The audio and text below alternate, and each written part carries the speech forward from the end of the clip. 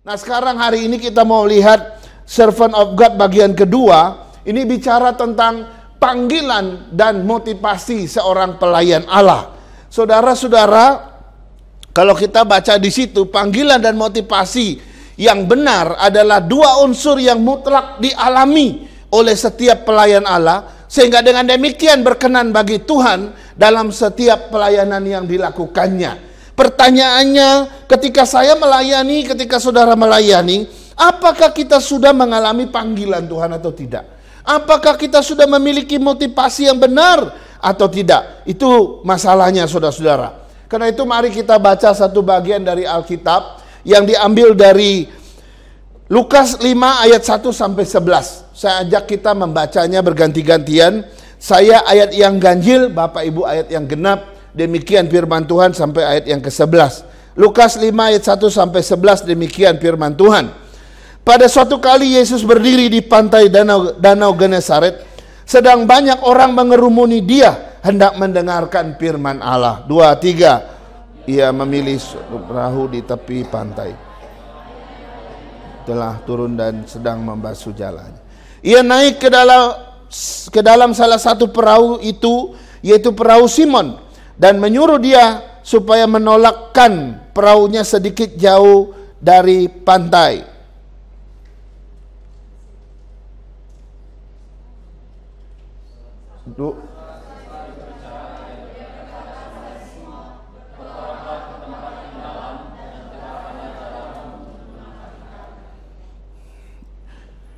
Simon menjawab, "Guru, telah sepanjang malam kami bekerja keras dan kami tidak menangkap apa-apa. Tetapi karena engkau menyuruhnya, aku akan menebarkan jala itu juga."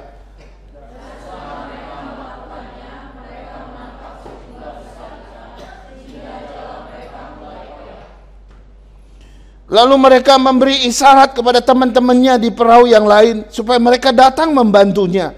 Dan mereka itu datang, lalu mereka bersama-sama mengisi kedua perahu itu dengan ikan hingga hampir tenggelam.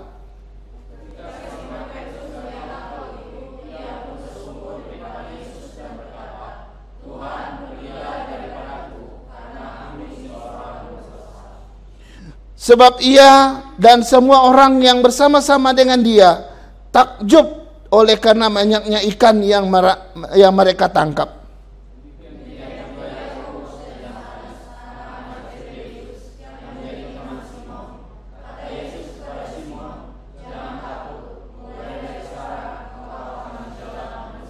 Sama-sama, dan sesudah mereka menghela perahu-perahunya ke darat, mereka pun meninggalkan segala sesuatu lalu ikut Yesus. Nah, saudara-saudara, pertanyaannya adalah begini: seperti apakah panggilan dan motivasi seorang pelayan Allah itu? Ini pertanyaan yang harus kita jawab. Yang kedua, bagaimana Tuhan memanggil seorang pelayan atau seorang hambanya? Kemudian yang terakhir kita lihat motivasi apa yang harus dimiliki oleh seorang pelayan Allah. Nah, saudara, hari ini saya membawa kita untuk melihat dua tema. Yang pertama adalah panggilan seorang pelayan Allah, dan nanti kita akan lihat bagian yang kedua, motivasi seorang pelayan Allah. Nah, saudara, mari kita lihat apa sih itu pelayan Allah. Saudara, apa yang dimaksud dengan pelayan Allah? Ya, definisi pelayan Allah itu apa sih? Gitu ya. Karena itu saudara-saudara, banyak orang bingung dengan yang disebut dengan pelayan Allah. Ya, apa yang disebut dengan panggilan? Ya, akhirnya kita bertanya pada panggilan itu apa? Nah, kalau kita baca dari dua ayat tadi di dalam ayat 10b dan ayat selanjutnya itu, jangan takut, kata Tuhan Yesus, mulai dari sekarang engkau akan menjala manusia. Di dalam Markus 1 ayat 17, kalimat yang sama diucapkan oleh Tuhan, mari ikutlah aku dan kamu akan kujadikan penjala manusia. Jadi dari sini kita melihat sebenarnya panggilan itu apa. Saudara, kita harus lihat dulu pengertian daripada panggilan. Panggilan yang pertama adalah panggilan itu sebenarnya berhubungan erat dengan tujuan hidup kita, saudara. Ya, apa tujuan kita ada di dunia ini? Untuk apa sih aku hidup di dunia ini? Itu adalah pertanyaan-pertanyaan yang berkaitan dengan tujuan hidup kita. Nah, apa yang menjadi tujuan hidup kita di dunia ini? Itulah panggilan kita sebenarnya. Kalau kita mau belajar firman Tuhan gitu ya. Jadi panggilan Tuhan itu bicara tentang berkaitan dan atau berhubungan erat dengan yang namanya tujuan hidup kita. Ya, saya nggak tahu apakah engkau sudah menemukan tujuan hidupmu di dunia ini. Kalau engkau sudah menemukan tujuan hidupmu di dunia ini, itulah panggilanmu. Sekarang kita lihat yang kedua. Apa sebetulnya panggilan itu? Panggilan itu bukan merupakan suatu pekerjaan. Jangan pikir, wah panggilan saya mau jadi seorang pebisnis. Itu profesi namanya, saudara. Profesi beda dengan panggilan. Ya, pekerjaan beda dengan yang namanya panggilan. Panggilan itu lebih tinggi daripada pekerjaan kita. Panggilan itu lebih mulia, bahkan bersifat kekal daripada pekerjaan dan profesi kita. Profesi kita hanya di dunia ini, tetapi panggilan kita kekal sampai selama-lamanya. Yang ketiga, panggilan itu juga bukan sekedar satu bidang pelayanan. Ya, bukan sekedar satu bidang pelayanan. Banyak kita berpikir, oh panggilan saya cuma main musik. Oh, apakah cuma main musik? Tidak, saudara. Betul bahwa main musik itu pelayanan Tuhan. Tapi itu bukan panggilan yang dimaksudkan. Ya, itu hanya bagian daripada panggilan. Panggilan yang sesungguhnya adalah kita memberitakan Kristus, kita melayani Dia, mengabdikan diri kepada Dia. Permainan musik itu cuma satu hal kecil saja. Panggilan lebih luas daripada satu bidang pelayanan. Panggilan itu lebih besar daripada apa yang kau pikirkan bidang pelayananmu. Kemudian yang keempat, panggilan itu sebenarnya merupakan habitat terbaik untuk kita tinggal. Kalau kita ada rumah, di situ kita dilahirkan, di situ kita dibesarkan oleh orang tua kita, di situ kita diajarkan, lalu kita belajar melakukan tugas kita, fungsi kita dalam rumah tangga. Akhirnya kita menjadi besar dalam satu habitat yang namanya rumah. Nah, panggilan itu seperti rumah kita, saudara. Di dalam rumah itu harusnya engkau dibesarkan. Di dalam rumah atau panggilan itu engkau mesti belajar melakukan tugas-tugasmu. Kau belajar melakukan fungsi-fungsimu. Itu adalah rumah kita. Jadi panggilan itu sebuah habitat, ya, seperti rumah yang saya informasikan tadi.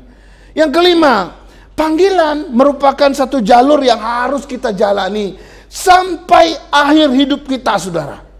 Jangan pernah berpikir panggilan itu sebuah sambilan saja, enggak. Atau panggilan itu sebuah pilihan.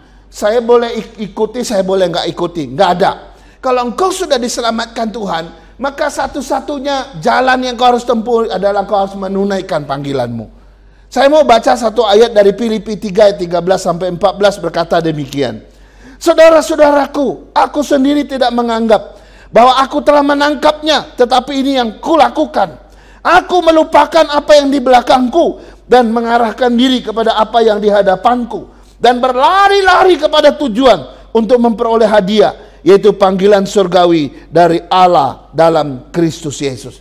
Saudara, coba lihat, Paulus seorang yang menjadi rasul yang begitu besar. Dia menentukan satu panggilan, yaitu dia mengarahkan diri kepada Kristus.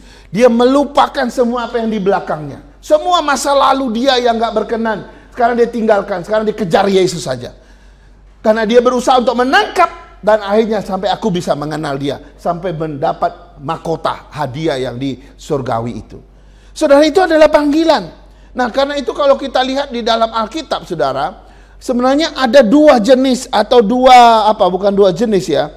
Ada dua panggilan yang pasti kita alami sebagai umat pilihan Tuhan. Yang pertama adalah kita panggilan untuk diselamatkan. Ya, kita semua pernah mengalami panggilan untuk diselamatkan. Semua umat pilihan Tuhan di dunia ini pertama kali itu dipanggil untuk diselamatkan. Dan sejak Yesus mati di kayu salib, kita sudah mengalami panggilan yang pertama, yaitu dipanggil untuk diselamatkan. Oke, kita semua sudah beres soal itu. Tapi ada panggilan yang kedua, saudara. Panggilan yang kedua adalah kita dipanggil untuk melayani Tuhan. Ya, Ini juga semua umat Tuhan juga mengalami panggilan yang kedua. Hanya saja terpecah jadi dua. Ada yang dipanggil secara part-time saja, tapi ada yang dipanggil secara full-time. Ya, nah saya nggak tahu saudara, ya pastikah saudara sudah jadi pilihannya adalah pasti mungkin part-time. Tapi pertanyaannya, sebagai part-time pun apakah Anda benar-benar sudah melayani Tuhan atau tidak? Ya, ini pertanyaannya saudara. Nah, dua panggilan ini itu sudah Tuhan berikan pada kita. Kau dipanggil untuk diselamatkan, kau dipanggil untuk melayani. Ya, kalau engkau memang tidak jadi hamba Tuhan, gak jadi pendeta, gak jadi guru Injil, saudara melayani sebagai seorang yang part-time dalam setiap kehidupan dan aspek kehidupanmu semua. Tapi itulah yang terjadi. Nah, pertanyaannya begini, ya, dengan apa atau bagaimana kita melayani Tuhan? Ya, nah sekarang kita mau lihat bagaimana kita tahu Tuhan memanggil kita. Kita mau lihat ini, bagaimana kita tahu Tuhan memanggil kita. Di sini 5 hal yang membuat kita tahu bahwa Tuhan memanggil kita untuk pelayanan. Saudara, banyak orang bingung, apakah Tuhan panggil dia atau tidak? Bingung gitu ya. Banyak orang bingung dan galau di sini. Ya, betulkah Tuhan panggil saya? Atau ini cuma perasaan emosi saja? Saudara, 5 hal yang membuat kita bisa tahu apakah kita dipanggil Tuhan. Yang pertama adalah ada satu dorongan yang kuat ya di dalam diri kita untuk melayani Tuhan. Dorongan yang kuat ini sering disebut sebagai passion atau kecenderungan hati. Bisa juga disebut sebagai gairah untuk terlibat dalam pelayanan Tuhan.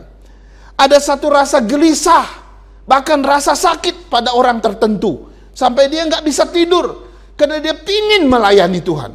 Saudara coba lihat, luar biasa. Sehingga dia mendorong dirinya, ada satu rasa keterbebanan yang luar biasa. Nah, kalau ada dorongan perasaan dan gairah yang seperti ini, sangat mungkin engkau sedang dipanggil Tuhan. Ini yang pertama. Yang kedua adalah dorongan itu terus ada bahkan ketika kita sedang berada dalam kondisi hidup yang terbaik. Ya, kita bisa tahu ini Tuhan panggil saya atau tidak. Ketika kita melihat yang kedua, dorongan itu terus ada dalam diri kita gitu ya. Bahkan ketika saya dalam kehidupan yang terbaik saya, gitu ya. Nah, saudara, banyak orang merasa dipanggil Tuhan. Ini mohon maaf nih. Banyak orang merasa dipanggil Tuhan ketika dia sudah bangkrut, ketika dia di PHK, ya, ketika dia putus pacar, ketika dia di DO dari kampus, bahkan ketika dia ketangkep sama polisi dan masuk penjara, baru dia bilang saya merasa Tuhan panggil saya. Dan saya mau kasih tahu, kalau itu menjadi ukuran kita untuk menilai apakah Tuhan panggil kita atau tidak, saudara bisa salah besar, kita bisa keliru. Dan panggilan yang karena terjadi masalah tadi, itu panggilan bisa nggak otentik, saudara. Kenapa? Apakah betul ini panggilan Tuhan atau ini sebuah pelarian? Kita nggak tahu. Nah, karena itu standar yang paling benar adalah panggilan dan dorongan tadi terus ada, bahkan ketika engkau sedang sukses, ketika hidupmu jadi sedang lagi naik daun misalnya, engkau sedang di puncak-puncaknya karirmu, engkau banyak duit, engkau begitu bahagia, engkau lagi seneng-senengnya, dan panggilan dorongan itu terus membakar hatimu, dan kau rela tinggalkan kenyamanan itu, itu baru menjadi ukuran yang benar untuk sebuah panggilan yang dari Tuhan. Nanti kita akan lihat di dalam kasus daripada Petrus ya. Kemudian yang ketiga adalah dorongan itu makin lama makin kuat. Meskipun kita tahu misalnya melayani Tuhan itu nggak mudah, nggak gampang. Kita mendengar pengalaman orang, kita melihat juga situasi yang pernah terjadi. Pelayanan itu nggak gampang. Dianiaya, dicerca, dikritik, apalagi bahkan disepelekan, tidak dihargai orang, ya, bahkan dibikin semena-mena gitu ya. Nah, kita udah tahu nih, melayani Tuhan tuh nggak enak.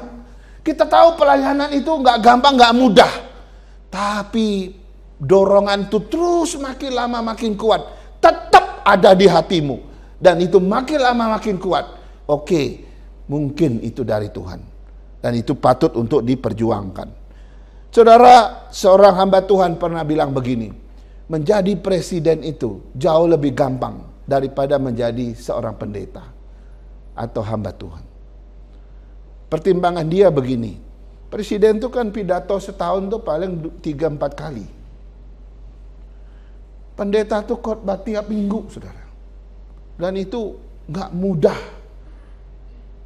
Ya, presiden tuh kalau buat salah, ya yang paling penting ada banyak orang yang dukung dia gak takut. Biarpun orang ngomongin dia di luar, dia tetap bisa, karena dia punya kuasa dan punya power. Pendeta kalau sekali salah langsung out. Hamba Tuhan sangat tidak mudah. Maka dia bilang jadi presiden itu jauh lebih mudah daripada pendeta. Makanya ketika Bill Graham ditawarin jadi presiden Amerika pada beberapa dekade yang lalu, dia bilang saya tidak mau. Saya jauh lebih terhormat jadi pendeta. Karena dia memandang jabatan pendeta jauh lebih tinggi daripada presiden. Kalau saya jadi presiden, saya cuma dihargai, dihormati oleh manusia. Tapi kalau saya jadi pendeta, saya dihargai, dihormati oleh manusia dan juga oleh Tuhan sendiri. Karena itu dia bilang, saya sangat tidak mau jadi presiden, saya mau jadi hamba Tuhan saja. Kenapa? Karena ini, saudara. Jadi ini menarik ya. Sekarang kita lihat yang keempat. Ketika bagaimana kita tahu Tuhan sedang memanggil kita? Ketika kita melakukan pelayanan-pelayanan yang dipercayakan kepada kita, kita merasakan ada satu damai, sejahtera dan sukacita, saudara. Saya nggak tahu apakah ketika saudara melayani, saudara merasa damai nggak ya, atau sukacita nggak ya, gitu ya. Siapa yang tadi dari rumah rasanya aduh menggerutu gitu mau ke gereja gitu ya. Pelayanan lagi. Waduh ini udah jam 3 nih ditunggu. Ayo cepet-cepet loh. Kita jangan telat loh. Waduh kita udah rasa nggak enak gitu. Harusnya bawaan kita damai sejahtera dan sukacita. Ketika setiap kali kau melakukan pelayanan, kau merasa damai sejahtera dan sukacita, itu ada satu tanda Tuhan sedang memanggil saudara, memakai saudara. Yang terakhir, ya, yang kelima, kita tahu itu adalah panggilan dari Tuhan ketika adanya peneguhan dari doa dan firman Tuhan, dan juga dari orang Kristen yang lain yang di sekitar kita. Waktu kita doa, waktu kita baca firman, ada semacam peneguhan di sana, ada semacam penguatan di situ, sehingga dorongan itu makin kuat, gitu ya. Dan saudara tidak merasa khawatir sedikit pun, bahkan saudara merasa tenang, yakin, dan merasa damai ketika saudara mengambil keputusan untuk melayani. Tidak hanya peneguhan oleh doa dan firman, tetapi orang di sekitar kita juga bilang, Bapak, Ibu bagus, Bapak, Ibu luar biasa kalau melayani. Dan kita tentu bisa berkata, oh ini konfirmasi yang Tuhan berikan melalui orang di sekitar saya. Dan mereka mendorong kita untuk terlibat dalam pelayanan. Dan mereka sangat menanti-nantikan kita dan mau melihat kita dipakai Tuhan. Itu konfirmasi, saudara. Nah, inilah yang menarik dari 5 hal ini, bahwa bagaimana saya bisa tahu Tuhan mau memanggil saya dalam sebuah pelayanan. Ada 5 hal itu. Nah sekarang kita lihat, coba melihat panggilan Yesus kepada Petrus dari teks yang kita baca tadi. Ya, panggilan Yesus kepada Petrus, saudara. Ya, ada 3 atau ada 4 hal yang harus kita lihat di sini. Yang menarik ya, ada 4 hal. Ya, prinsip yang Tuhan Yesus pakai di dalam memanggil Petrus, gitu ya, sebagai muridnya. Dan nanti kita akan lihat bahwa tidak ada kriteria apa-apa, tidak ada kualifikasi apa-apa, tidak ada syarat apa-apa. Tuhan memanggil Petrus itu semata-mata karena anugerah saja. Dia ingin Petrus itu berbagian saja. Itu, gitu ya. Nanti kita lihat, kita berkaca dari 3 prinsip ini. Yang pertama adalah Tuhan Yesus tidak memanggil Petrus karena membutuhkan bantuan dan pertolongan Petrus. Enggak. Udah nangkep belum kalimatnya? Tuhan Yesus memanggil Petrus bukan karena dia butuh bantuan Petrus, bukan karena Yesus butuh pertolongan Petrus. Ingat ini ya, nanti kita akan lihat di dalam hal ini. Kalau kita baca alur cerita daripada yang teks kita tadi, saudara, khususnya ayat 2 sampai 7. Di sana Yesus sedang jalan ke danau itu, lalu orang banyak berbondong-bondong ikut dari belakang. Mereka ingin mendengar perkataan Yesus hari itu.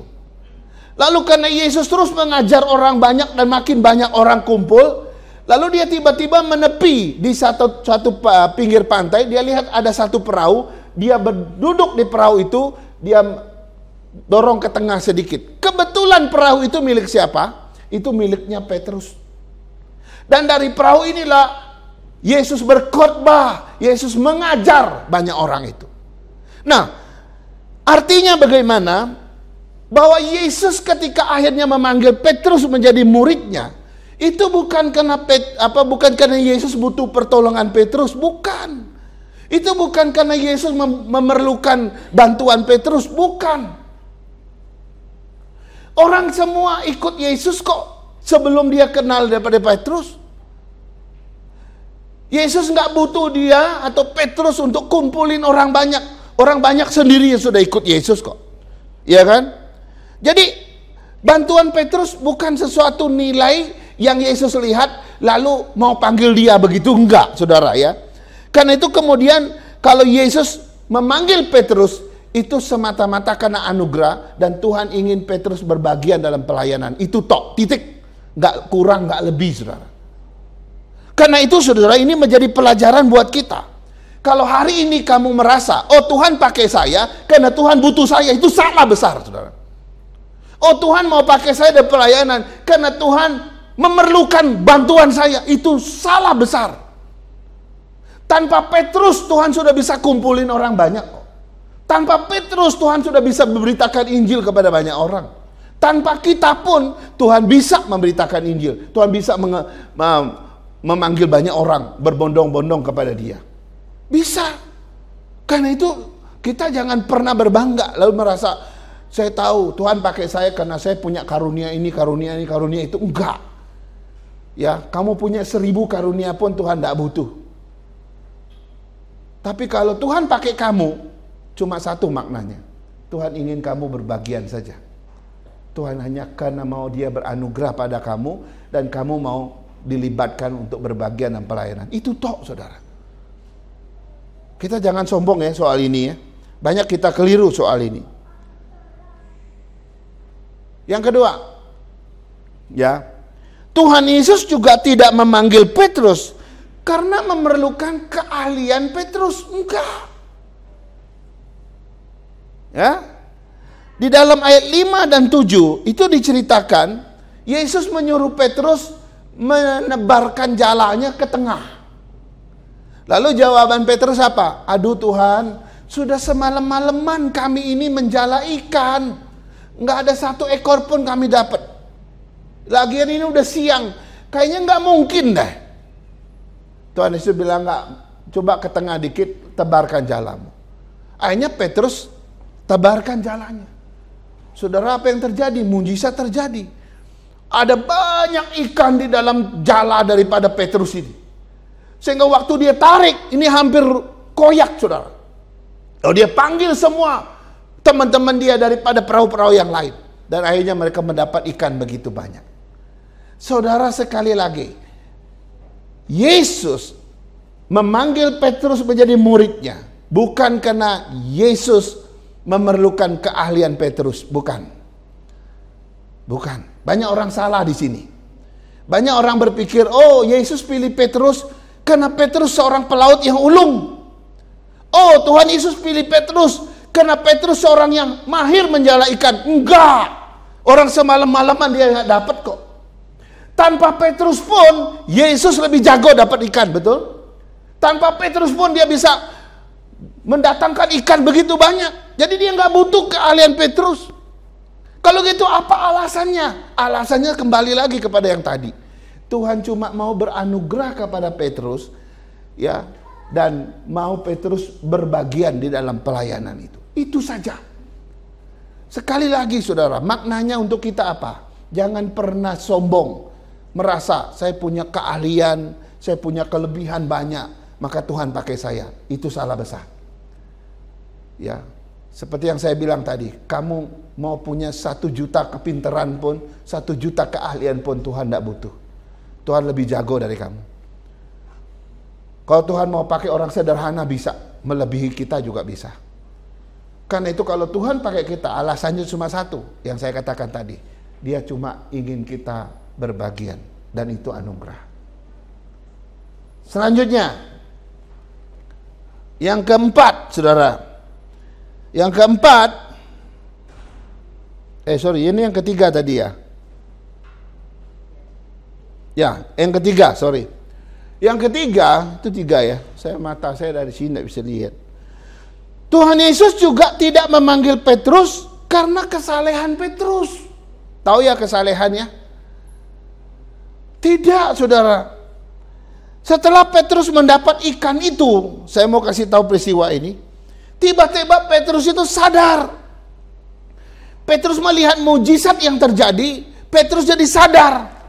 Wah, ini pasti bukan orang biasa. Pasti Tuhan. Dia adalah Tuhan.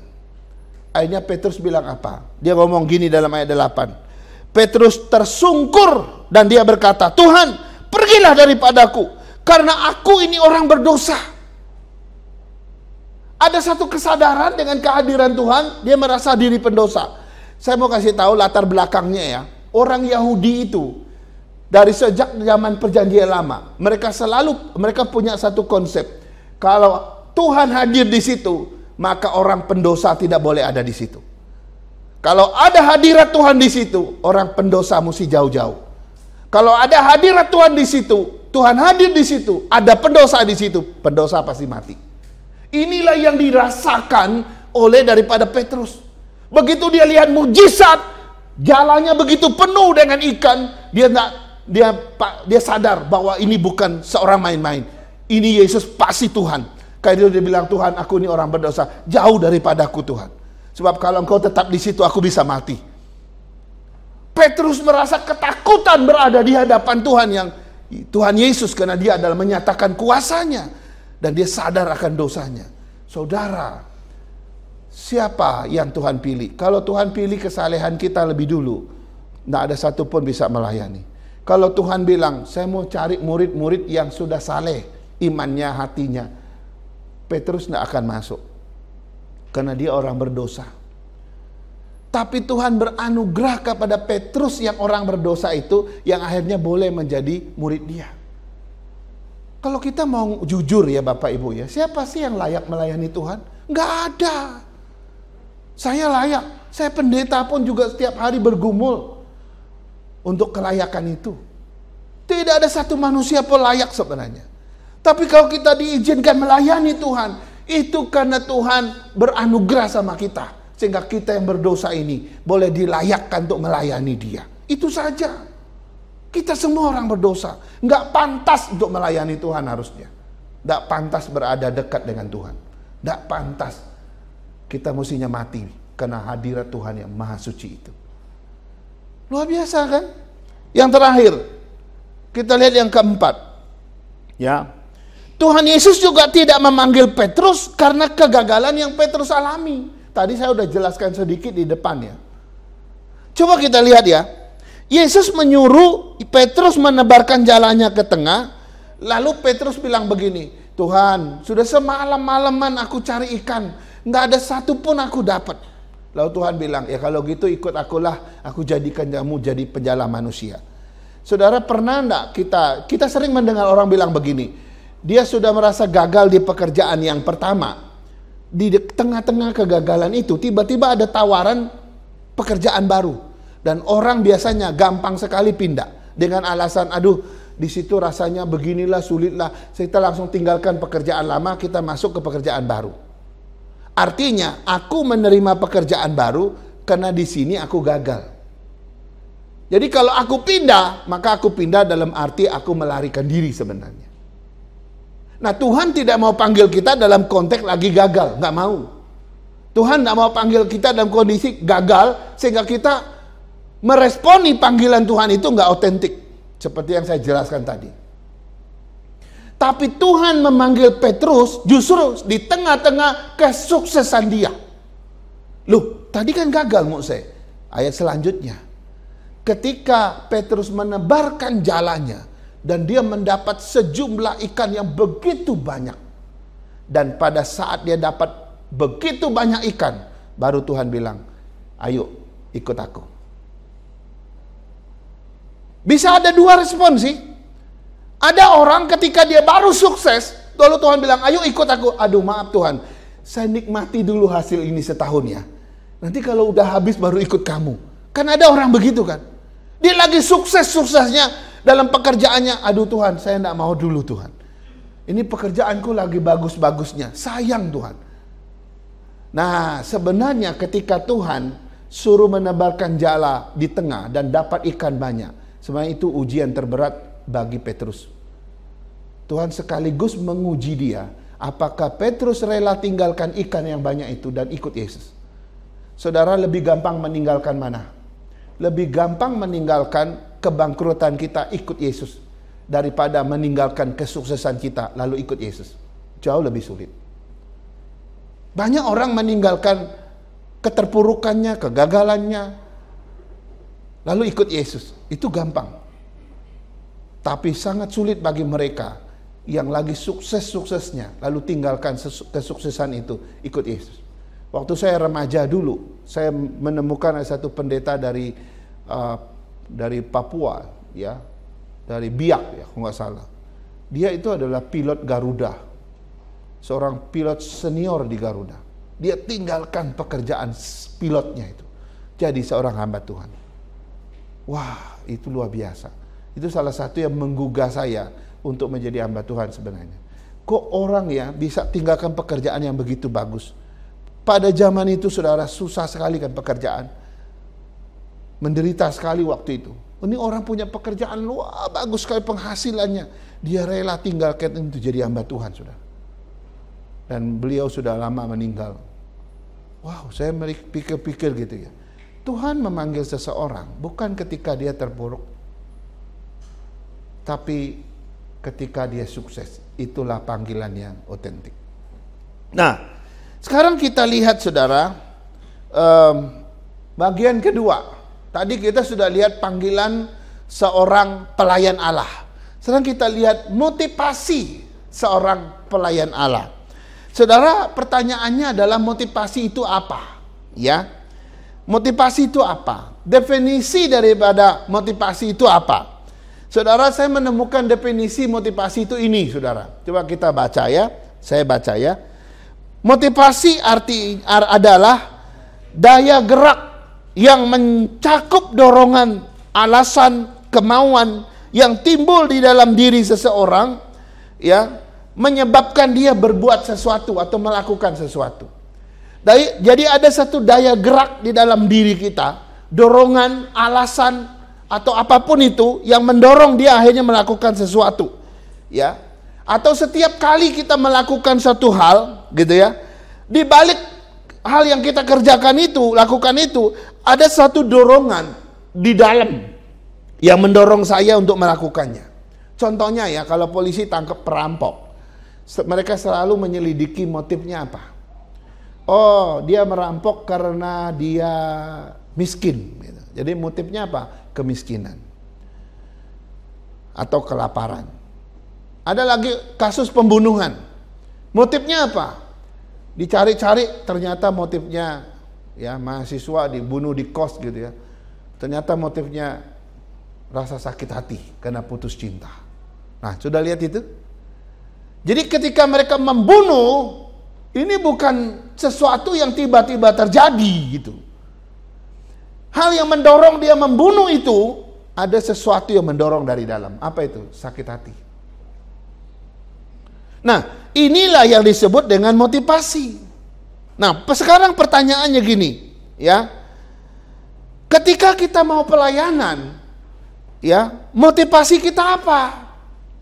Ketika engkau mau melayani, motifmu apa? Itu pertanyaannya. Ketika engkau mau terlibat melayani Tuhan, motivasimu apa? Apa yang membuat engkau mau terlibat dalam pelayanan ini? Motifmu, motivasi yang mendorong kamu itu apa? Nah, saudara, secara umum ada 3 bentuk motivasi. Yang pertama adalah Motivasi ketakutan namanya, motivasi ketakutan. Ya. Motivasi ini karena rasa takut. Orang yang mau melakukan sesuatu karena ada rasa takut. Misalnya orang paksa dia, kalau kamu tidak melakukan itu, bapak kamu saya bunuh gitu. Waduh, dia rasa takut, akhirnya dia jual itu narkoba. Dia perdagangkan itu narkoba. Akhirnya tangkapnya apa? Karena rasa takut, karena diancam sama bosnya yang lebih tinggi. Gitu ya. Ini sumber salah satu bentuk daripada motivasi. Yang kedua, ada yang disebut dengan motivasi imbalan, ya, insentif. Kalau kamu bisa perdagangkan sekian, kamu akan saya kasih 1 M. Wah, motivasi mau dapat uang banyak, akhirnya dilakukan. Yang ketiga, motivasi sikap, ya, atau motivasi pribadi yang ada hubungan dengan pribadi. Nah, ini 3 bentuk motivasi. Nah, pertanyaan saya, kita melayani karena motivasi bentuk yang mana gitu ya? Apa rasa takut? Apa karena imbalan? Atau apa? Atau kena apa? Dan sekarang kita lihat ada 3 sumber juga motivasi. Motivasi itu bersumber dari 3 hal. Yang pertama adalah bersumber dari diri kita sendiri. Saudara, ada orang tertentu yang terbiasa aktif dan agresif dalam hidupnya. Ada orang tertentu yang mampu membangun motivasi dalam diri mereka, sehingga mereka bisa bekerja keras. Mereka cuma tidur sedikit, pagi-pagi mereka udah bangun, mereka kejar pekerjaan mereka. Wah, mereka kerja keras, hanya dalam beberapa tahun mereka jadi kaya raya. Mereka membangun motivasi yang begitu kuat dalam diri mereka. Dan biasanya orang-orang yang seperti ini, mereka punya prinsip yang bagaimana, yang begitu kuat, nggak mudah menyerah. Mereka kalau ada tantangan, kesulitan, mereka justru tambah motivasi lagi. Nah, ini yang sumber dari diri sendiri. Sumber kedua, motivasi bisa bersumber dari lingkungan kita. Saya nggak bisa bahasa Inggris. Saya setengah mati mau belajar bahasa Inggris. Taunya cuma beberapa kata saja. Coba kalau saya ditaruh di Inggris hari ini, ya 1 tahun aja deh, saya pasti termotivasi belajar bahasa Inggris, karena saya lagi ada di negara Inggris dan nggak tahu bahasa Inggris. Pasti saya belajar itu. Ada banyak kisah orang seperti itu. Ada satu ibu rumah tangga kerja di Cungkok ya, dia jadi bisa bahasa Mandarin hanya cuma nonton TV aja, karena tinggal di Cungkok. Dia susah, bingung ngomong dengan orang. Ada lagi eksperimen yang kedua, misalnya kalau anakmu susah makan, tahu ya, anak usia 1-2 tahun tuh susah makan, kurus gitu ya, kasih makan buang lagi, kasih makan buang, sisanya banyak, emaknya yang makan sisanya, jadi emaknya jadi gendut sendiri gitu ya, bukan anaknya yang jadi gendut. Susah sekali. Ternyata ada eksperimen begini. Ada anak-anak lagi yang banyak gitu, lagi sedang makan. Anakmu yang susah makan itu, bawa dia di tengah-tengah anak yang lagi banyak yang sedang makan itu, kasih dia makan. Dia lihat anak-anaknya yang lain, teman-temannya makan semua, pasti dia makan dengan lahap, saudara. Nah, ini namanya motivasi yang berasal dari lingkungan. Nah, ketika kita ada di gereja, kita termotivasi melayani. Kenapa? Kita lihat orang melayani. Tapi pertanyaannya, ketika engkau di luar gereja, apakah engkau masih melayani? Yang terakhir, yang paling benar, saudara, motivasi itu harusnya dari Allah. Motivasi kita melayani harusnya dari Tuhan. Ya, apakah engkau sebagai part time atau saudara sebagai full time? Ingat, Tuhan sudah panggil kita. Kalau kita mau melayani, ayo, Tuhan minta kita bertanggung jawab kepada Tuhan, bukan kepada siapa-siapa. Nah, ini sumber daripada motivasi.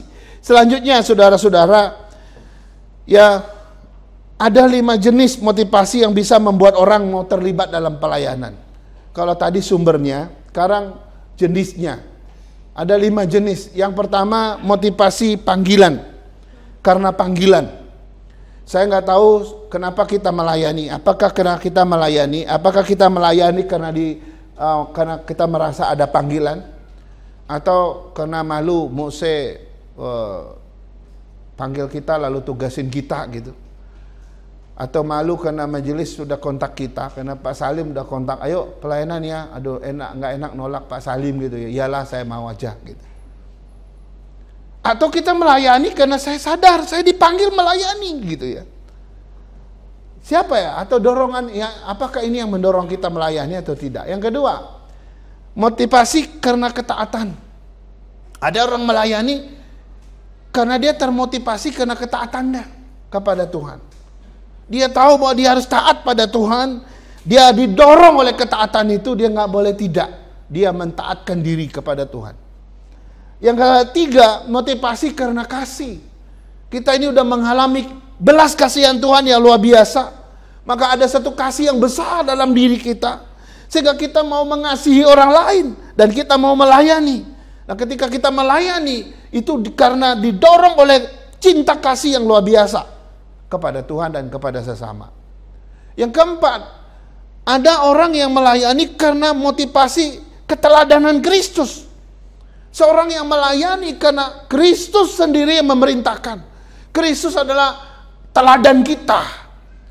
Kita melayani karena dia teladan kita.